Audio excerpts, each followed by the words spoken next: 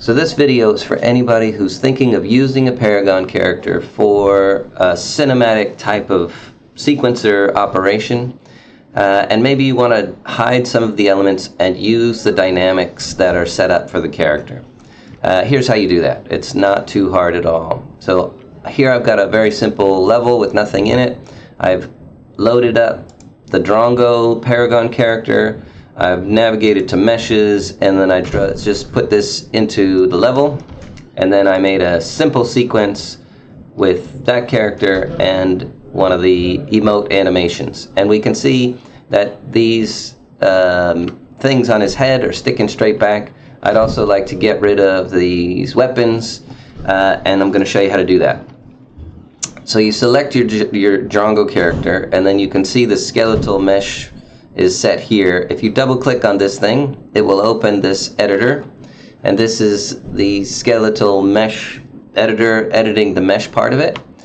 And I'll just turn it sideways so you can see this change. So down here in the asset details, you're going to scroll down until you find the slot for the post-process anim blueprint right here.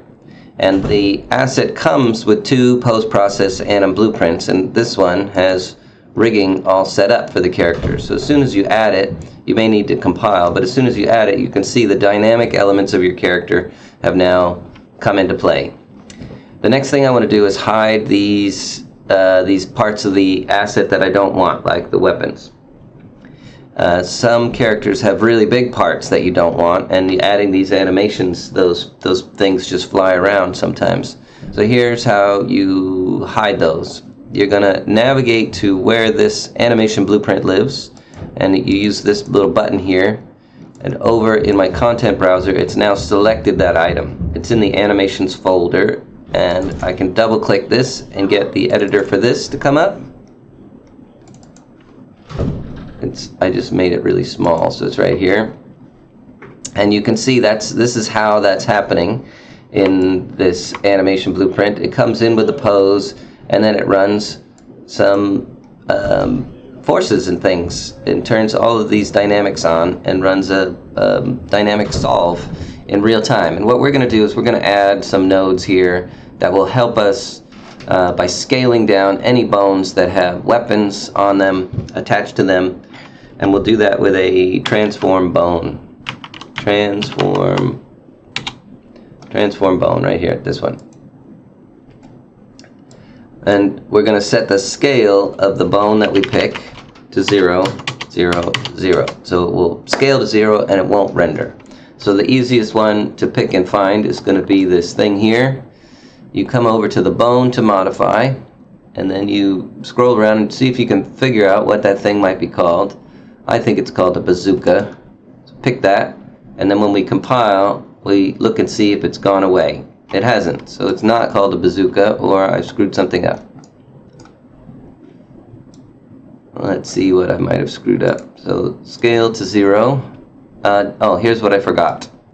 Down here under this scale section, you have to tell it what to do, and the scale mode is currently set to ignore, and we need it to replace. So we're going to replace the scale, and I didn't even need to compile, and it goes away.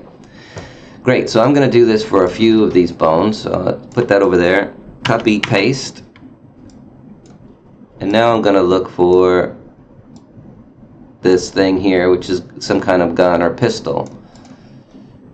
So there's all these things. There's a pistol holder,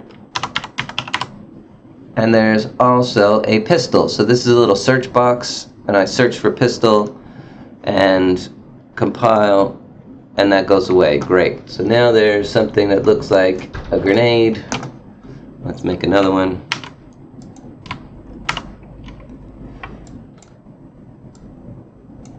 Plug it together. Find the one called canister, I bet. And compile. Oh, there's a grenade as well. So there's a whole lot of things.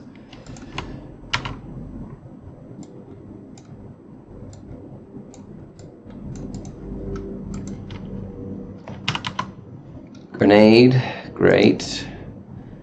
Compile, and that should go away. Great, now this thing looks like a boomerang.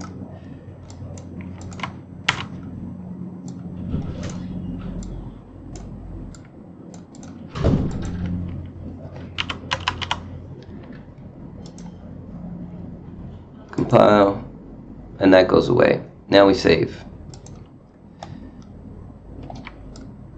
Now let's go back to our scene here. And we can see that it's playing my animation from the sequencer without all those extra things that I don't want. And that's it. That's how you fix that up. Cool, thanks, bye.